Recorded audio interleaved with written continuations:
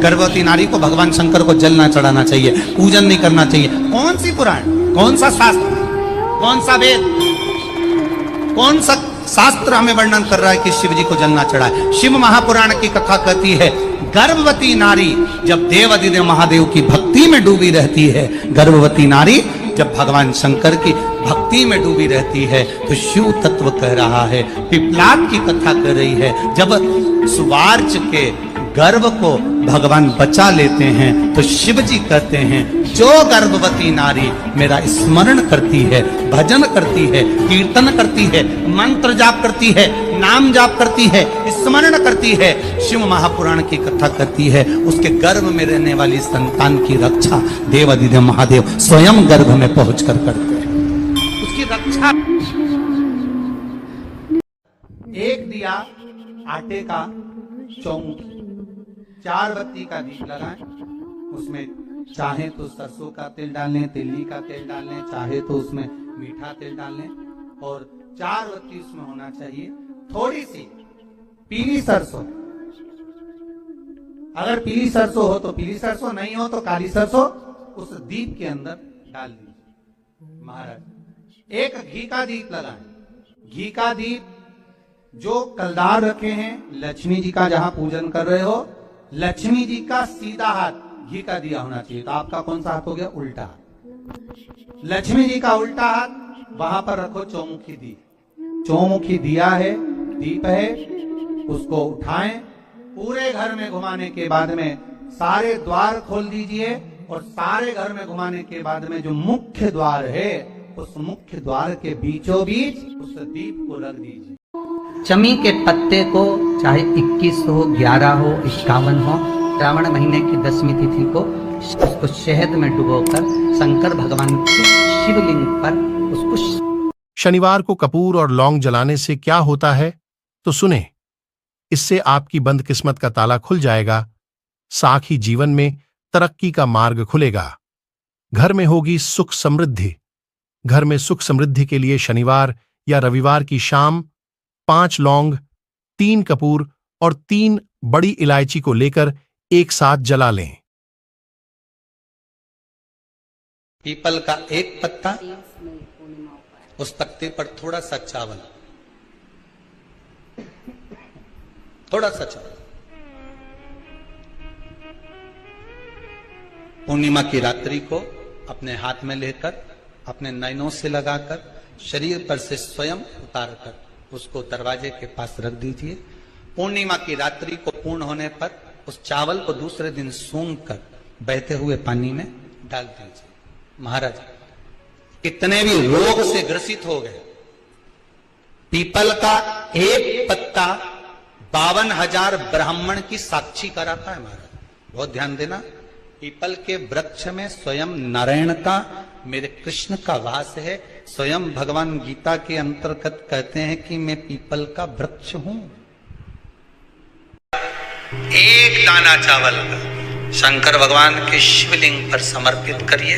एक बेलपत्र जिसका डंडी का मुख अपनी ओर हो, जहां से चावल चढ़ाया है, उस चावल के ऊपर अपनी कामना कर कर रख दीजिए। चंद्रमौली भगवान का स्मरण करिए। कौन से भगवान?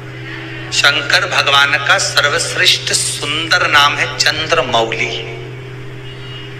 चंद्रमौली भगवान का स्मरण करिए। अपनी कामना कर कर बेलपत्र समर्पित कर कर शिव जी पर एक लोटा पानी, एक जल पात्र समर्पित करो, कलश से जल चढ़ा दीजिए। नैनों में वो जल लगाकर अपनी कामना कर कर वापिस घर को आइए। अगली पूर्णिमा आएगी, जो कामना करी है मेरा चंद्रमौली भोलेनाथ। किसी भी मंदिर में पूजा करने के बाद, किसी भी देवी देवता, किसी के भी मंदिर में पूजा करने के बाद अगर आप मंदिर के पीछे प्रणाम करते हो, जैसा किसी मंदिर में परिक्रमा करके मंदिर के पीछे यदि आपने प्रणाम करा तो हमारी जिंदगी में हम जितने पुण्य करते हैं वो सारे समाप्त हो जाए। शिवलिंग पे चढ़ाया हुआ जल जब हम घर वापस लेकर आते हैं तो उसे 3 जगह पर लगाना बहुत ज़रूरी होता है। चलिए सुनते हैं गुरु जी से कि वो कौन कौन सी 3 जगह है जहाँ पर लगाना बहुत ज़रूरी होता है। आपको भोलेनाथ उसका क्या फल देंगे वो खुद वही जानते हैं। चलिए सुनते हैं पंडित जी। भूमि से हम तो इतना कहना चाहेंगे कि आप अगर शंकर जी के मंदिर में जाते हो, जल लेकर आते हो, आचमन करते हो, तो वहां से जब आओ तब उस भगवान शंकर के चरणों के उस जल को अपनी नाभि स्थल पर, अपने मस्तक पर और अपने सिर के ऊपर उस जल का स्पर्श जरूर करें, उसका फल मिलेगा। पूर्णिमा के दिन चावल का एक आखा दाना जानते हो, पूरा खंडित चावल नहीं, कितना चावल, एक दाना चावल शंकर भगवान के शिवलिंग पर समर्पित करिए।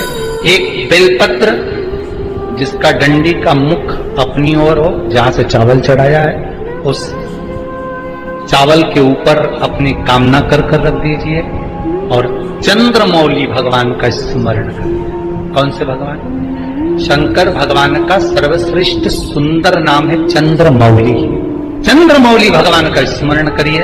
अपनी जिस घर में 24 घंटे विवाद होता हो, सास का, बहू का, परिवार में देवरानी का, जेठानी का, कोई ना कोई जरा सी बात में कहीं बहू का मुंह खुला, कहीं सास का मुंह खुला, कहीं देवरानी का, कहीं जेठानी का, कुछ मत करिए। सोमवार की अष्टमी पड़ने वाले दिन शंकर के मंदिर में जाइए, एक बेलपत्र लीजिए, बेलपत्र की ये डंडी श्री शिवाय नमस्तुभ्यम, बस ये बोलकर इस डंडी को अपना नाम और गोत्र बोलकर जहां से पानी गिरता है उस पात्र में इस डंडी को अंदर लगा दीजिए और एक लोटा पानी दूध में मिलाकर चढ़ा दीजिए। घर में शांति हो जाएगी, कभी किसी का क्लेश। जिसके ठाकुर जी पर, जिसके मंदिर में, जिसके देवी देवता पर अगर पुष्प को उल्टा रख दिया जाए तो जितने शुभ कार्य हमारे घर में होने वाले रहते हैं वो सारे टलते चले जाते हैं। आज की जगह कल, कल की जगह परसों, परसों की जगह नरसों, नरसों की जगह खरसों।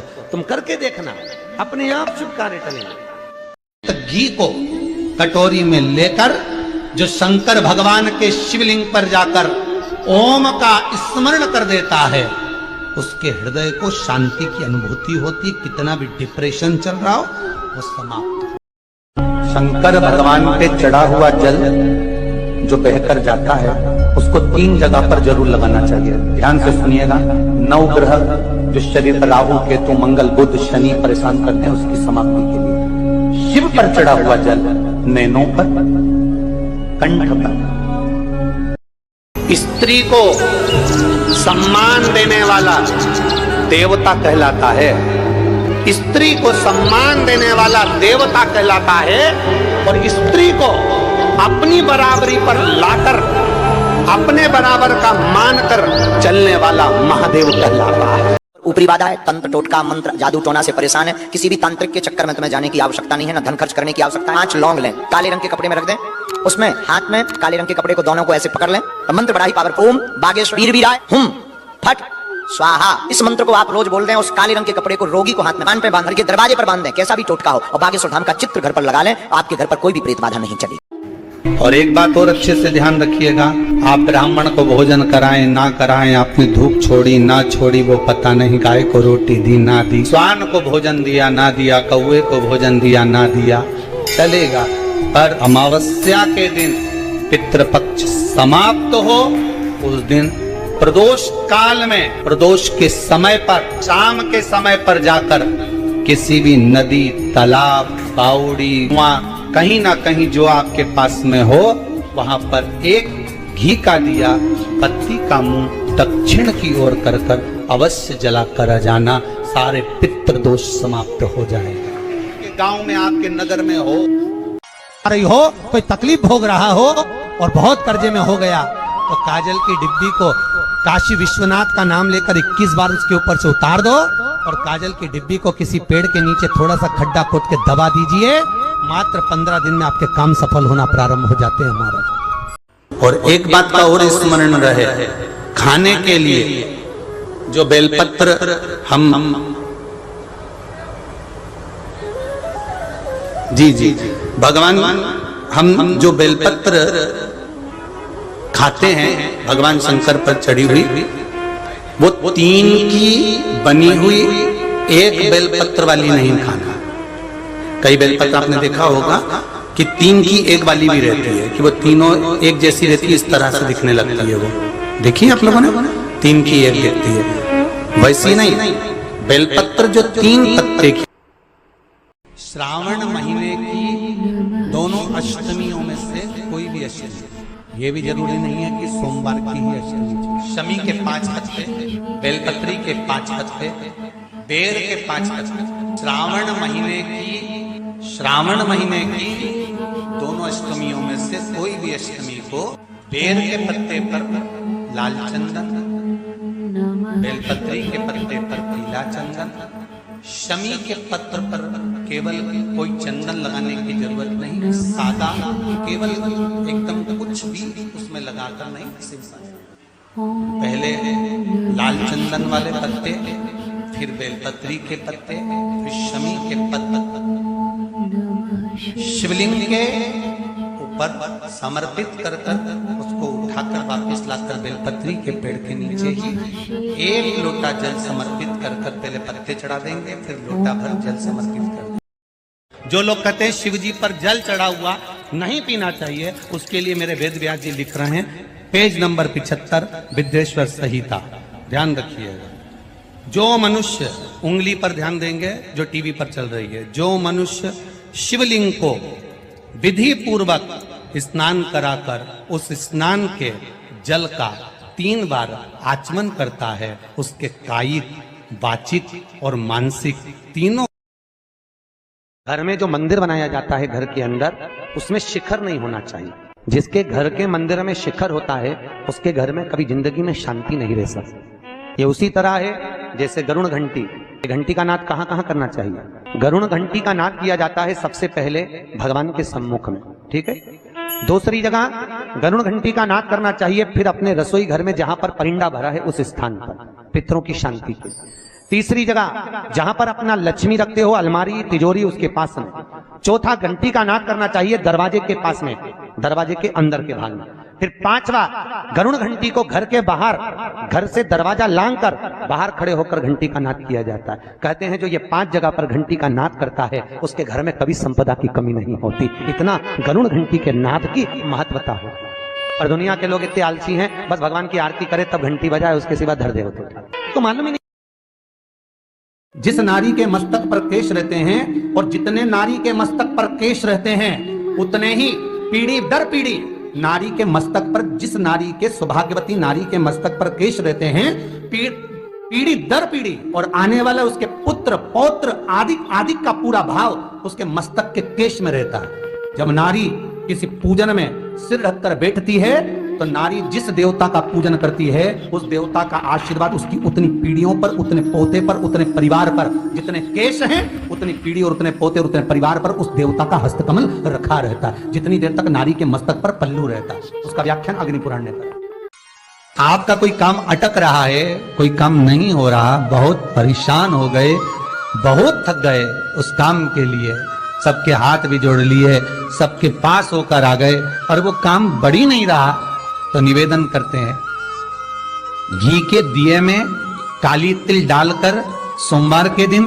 शंकर जी के मंदिर के सामने तुम रुका जी का नाम लेकर दिया लगाकर, जिस काम को तुमने दुनिया के आगे कहकर देख लिया, कर देख लिया, नहीं हुआ, उस कार्य को एक बार दिया लगाकर निवेदन कर फिर जाकर देखना, काम आगे बढ़कर ही रहे। तुलसी के सम्मुख में लंबी बाती नहीं लगती, तुलसी के सम्मुख में गोल बाती लगाई जाती है महाराज, जिससे स्थिरता का भाव किसी मंदिर में परिक्रमा करके मंदिर के पीछे यदि आपने प्रणाम करा तो हमारी जिंदगी में हम जितने पुण्य करते हैं वो सारे समाप्त हो गए। मंदिर गए, पंडित जी खुश हो गए, ब्राह्मण देवता प्रसन्न हो गए, उन्होंने मंदिर में से तुम्हें फूल उठाकर दे दिया। इस फूल को कहाँ लगाना चाहिए, कहाँ रखना चाहिए?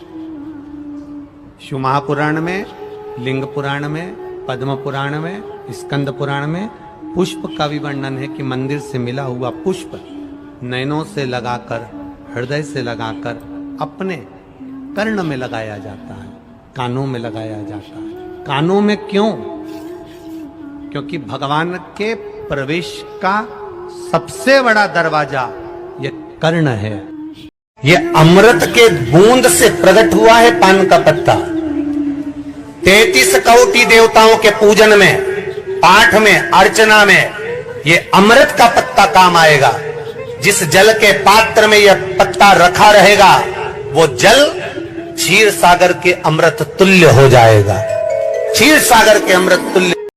की पत्ती कब नहीं तोड़नी चाहिए और तुलसी में जल कब नहीं चढ़ाना चाहिए। रविवार को भी हम ये कार्य नहीं करते, एकादशी को भी नहीं करते। तुलसी महारानी को अपने गोविंद से बहुत प्रेम है।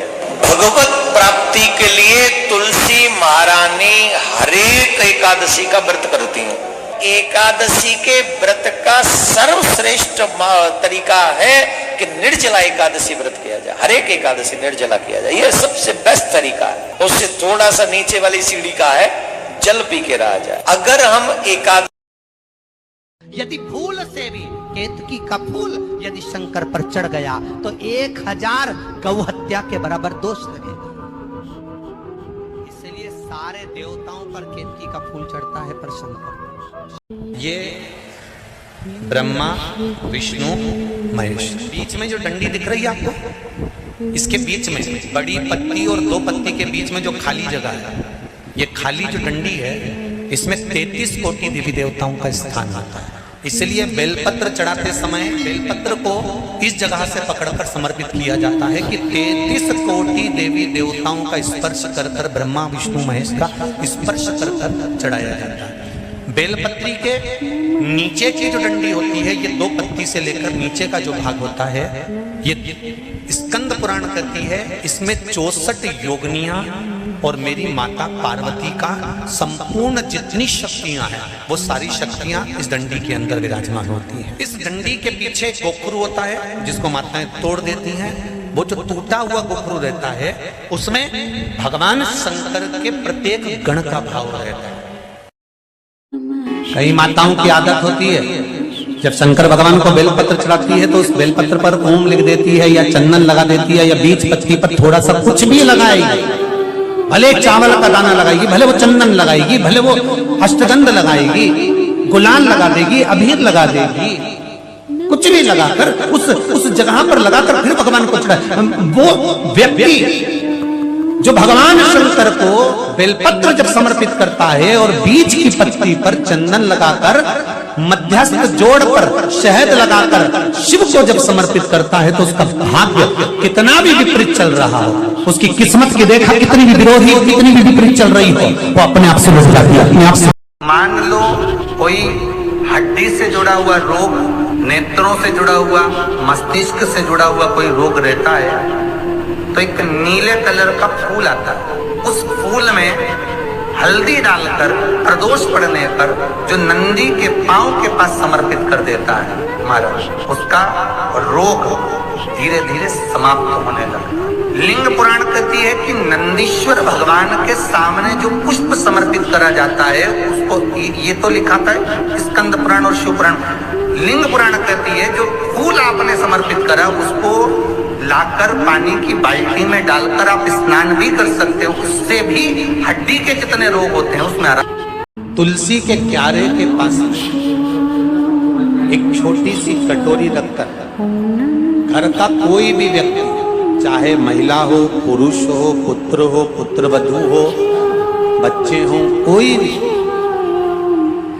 हथेली में गंगा जल लेकर अपने पूर्वजों का स्मरण कर कर और वो गंगा जल काशी विश्वनाथ के नाम से अपने पूर्वजों का नाम लेकर वो कटोरी में अगर 5 बार या 7 बार छोड़ देता है तो उसके पूर्वजों को पिंडदान और तर्पण की जरूरत नहीं पड़ती, उनको मोक्ष प्राप्त हो जाता है।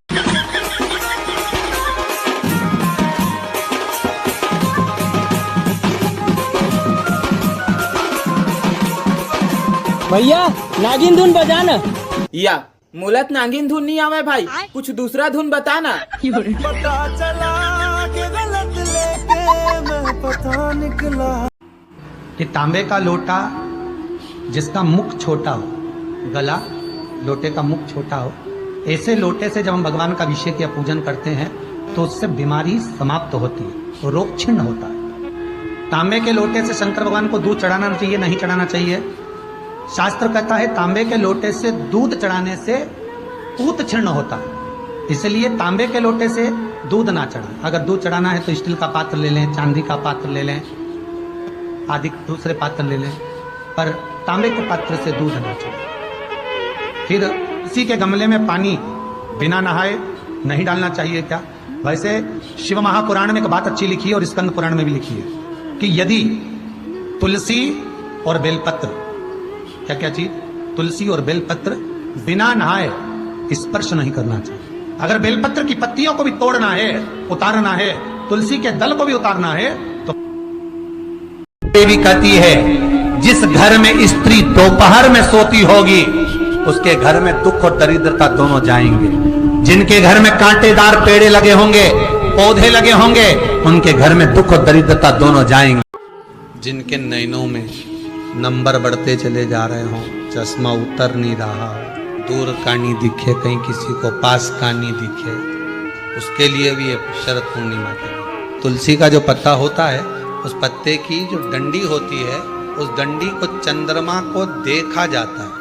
उस डंडी की जो कोर होती है, उस कोर को दृष्टि से मिलाया जाता है। शरद पूर्णिमा की रात्रि ठीक 12 बजे घर में आई है, घी का दिया लगाई है, उस घी के दीप को लगाने के बाद पूर्णिमा के दिन उस पर एक प्लेट थोड़ी तिरछी कर रख दो, जिससे उसकी कालोच, काई की, उस दीप की, घी के दीप की कालोच उस प्लेट पर आ जाए। थोड़ी सी कालोच ले लीजिए, 5-10 मिनट में आ जाएगी। उसको गाय के घी में मिलाकर आंखों में सुरमा लगाकर रात्रि को सो जाइए।